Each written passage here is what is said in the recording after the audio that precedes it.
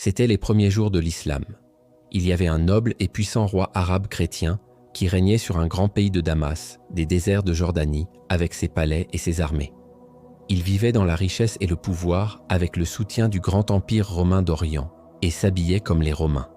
Mais un jour, il entendit pour la première fois parler d'une nouvelle religion s'élevant de la péninsule arabique, l'islam.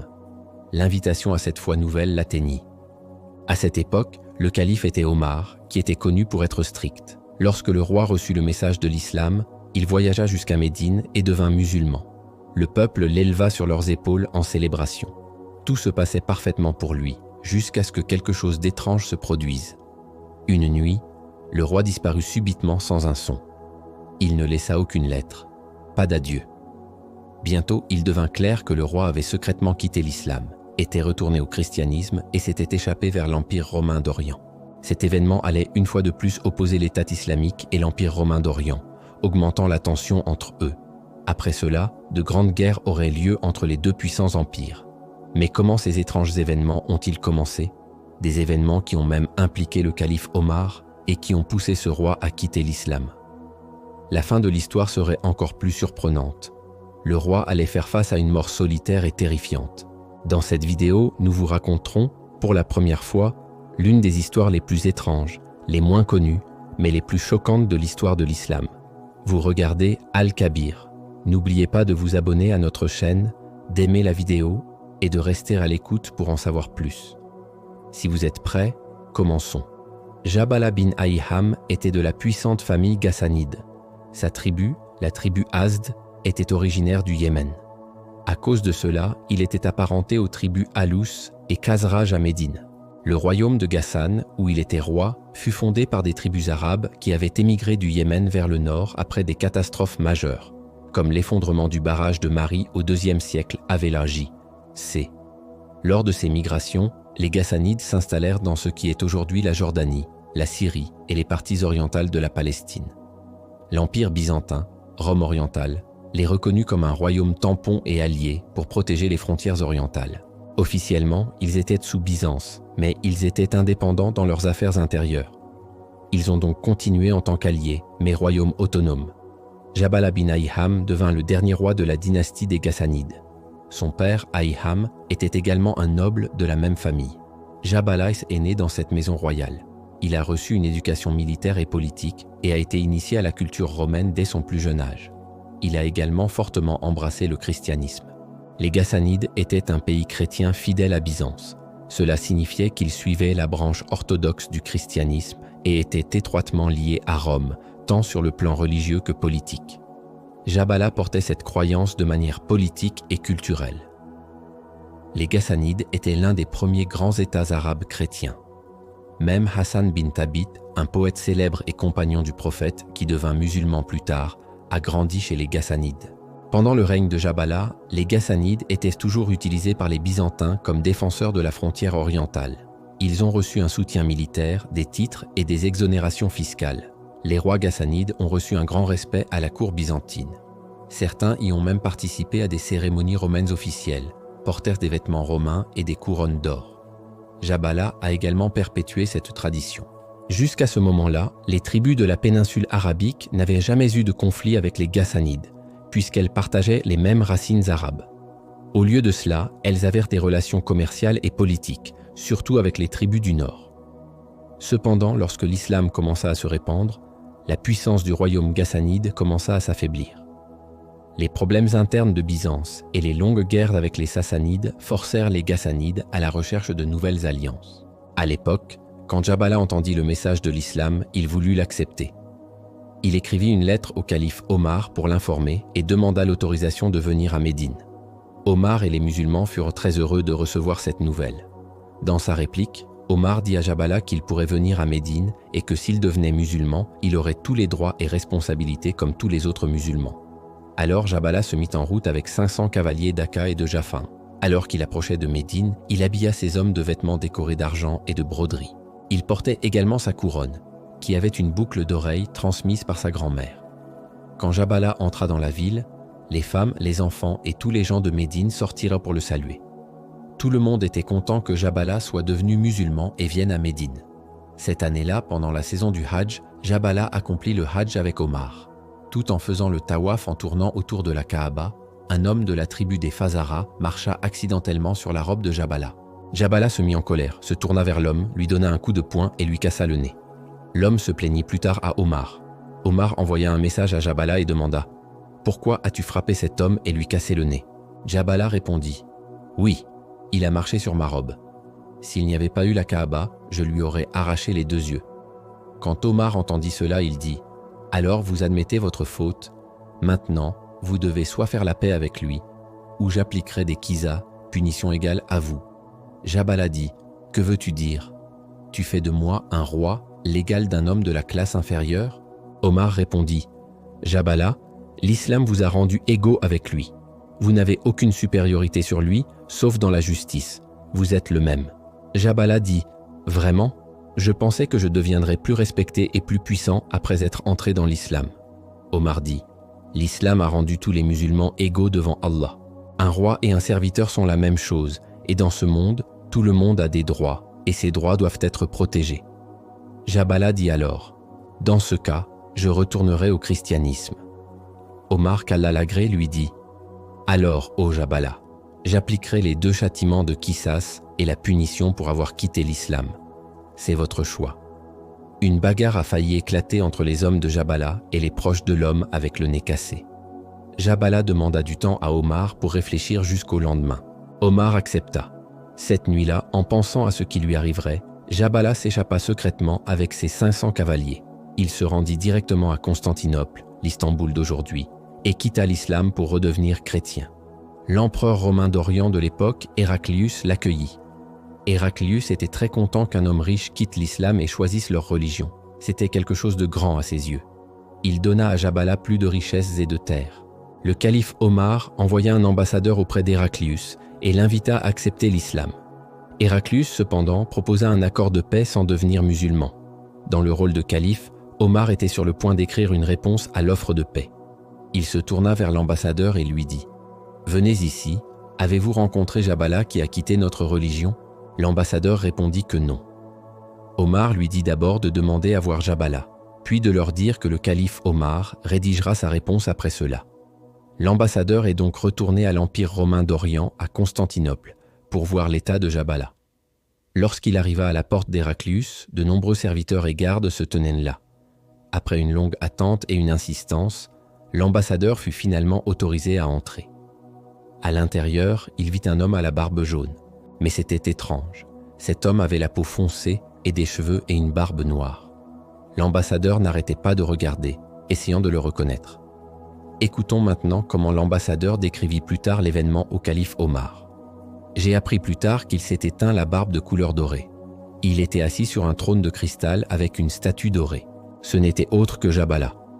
Quand il m'a vu, il m'a reconnu et m'a demandé de m'asseoir à côté de lui. Il a posé des questions sur les musulmans.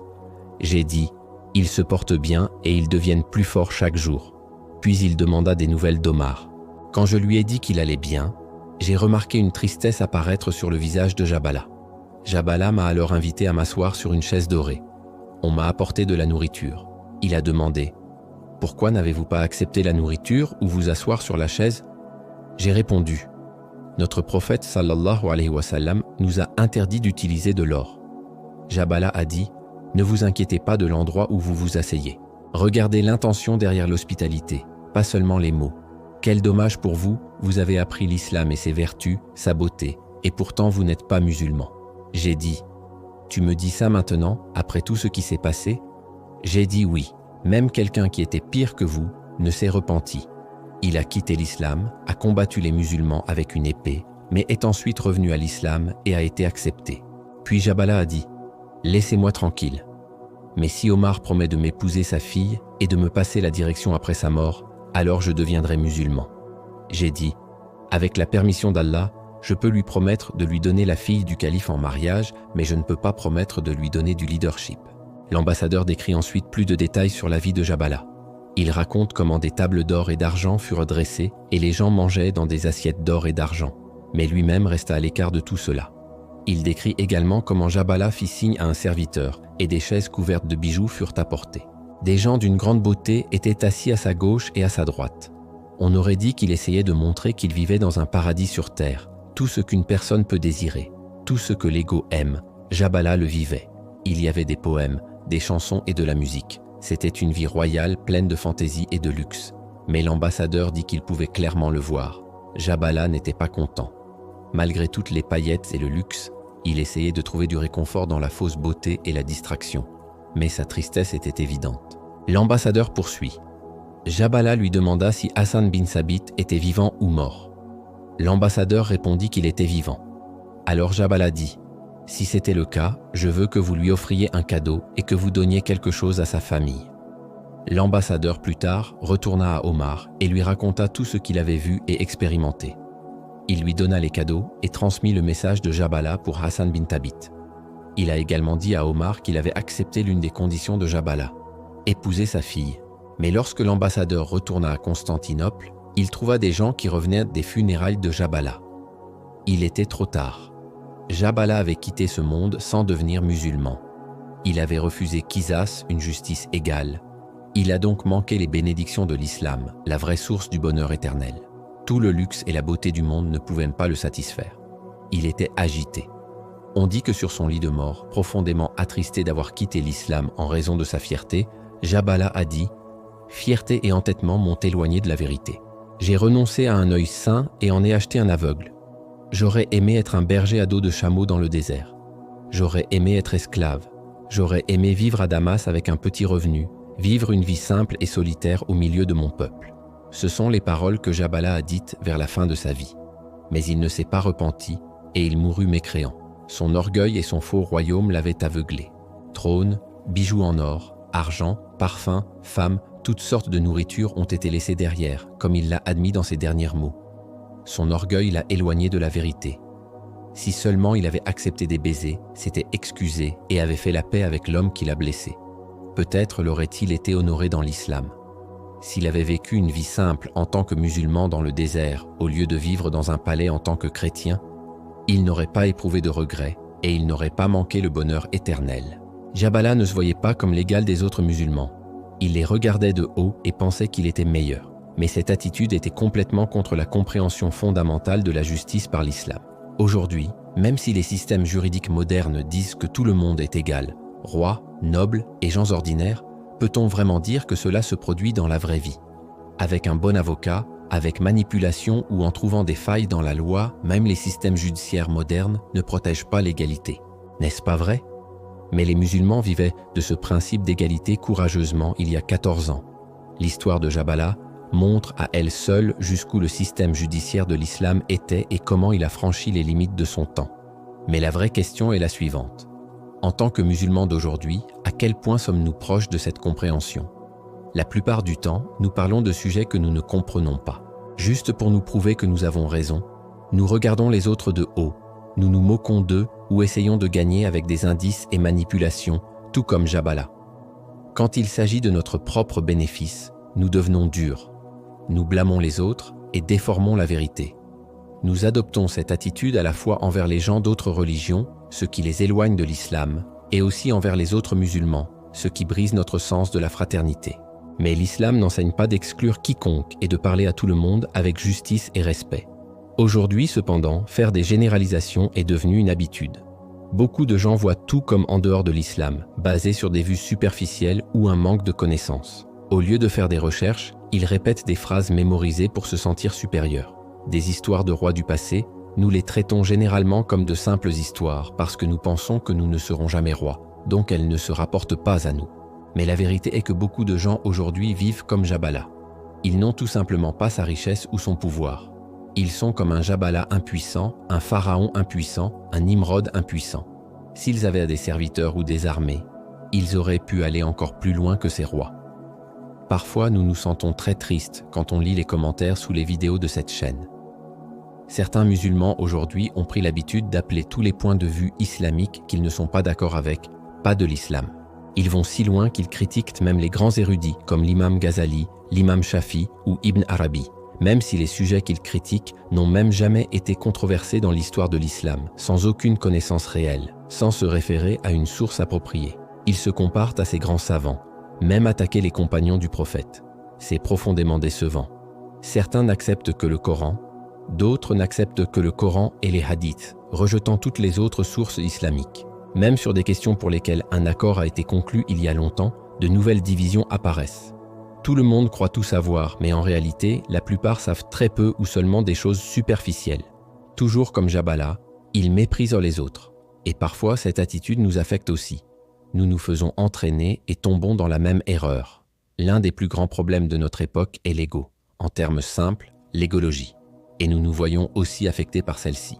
C'est pourquoi nous continuons à créer ces vidéos sur cette chaîne, pas seulement pour produire du contenu, mais pour réfléchir, apprendre et prendre des leçons pour nous-mêmes. Nous croyons que le remède contre cette maladie est la lutte contre l'ego, tout comme c'est expliqué dans le Tasawwuf. Nous acceptons les directives de milliers d'érudits et les saints qui ont été élevés avec la perspective du Coran et de la Sunna. Nous ne nous contentons pas de produire du contenu, nous tenons aussi un miroir de notre propre ego. Par la permission et l'aide d'Allah, nous poursuivrons notre travail avec cette prise de conscience et nous continuerons à nous poser des questions aussi. Qu'Allah corrige nos égos et les fasse servir nos âmes, pas les gouverner. Maintenant, terminons par l'un des plus célèbres poèmes du grand érudit islamique Rumi, comme source de force et d'inspiration en ces temps difficiles, la Tassen. Ne soyez pas triste, quel que soit votre chagrin. Prenez une grande respiration et faites des ablutions. Puis asseyez-vous tranquillement dans un coin de votre chambre et pleurez si vous le souhaitez.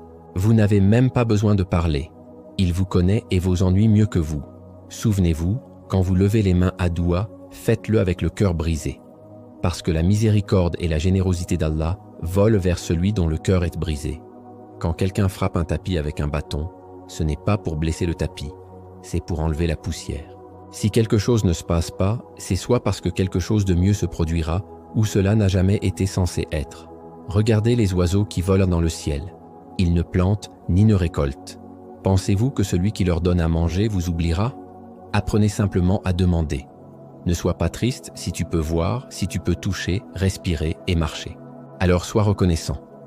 Ne me dis pas ce que tu n'as pas. Dis-moi ce que tu as, chère âme.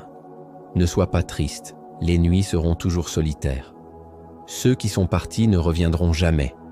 Ce que vous avez perdu peut réapparaître lors d'une nuit pluvieuse ou d'un matin de printemps frais. Sachez-le, il y a encore de la beauté dans la vie. Pouvez-vous imaginer une vie sans haut ni bas? La tristesse vous rend mature. La perte vous apprend la patience. Pour l'instant, faites beaucoup de dua. La récolte est proche, chère âme. Aimez votre destin. S'il y a de la douleur, adorez-la aussi.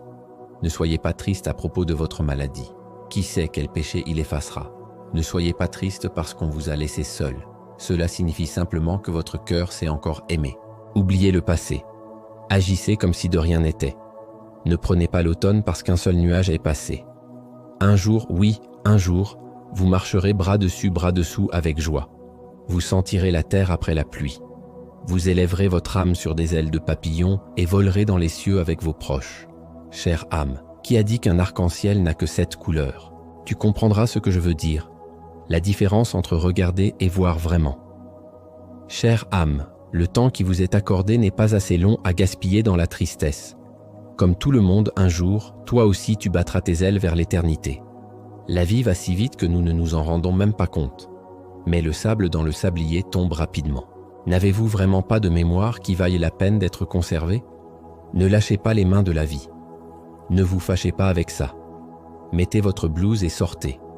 Soyez comme les mouettes qui dansent avec la mer. Crie continue.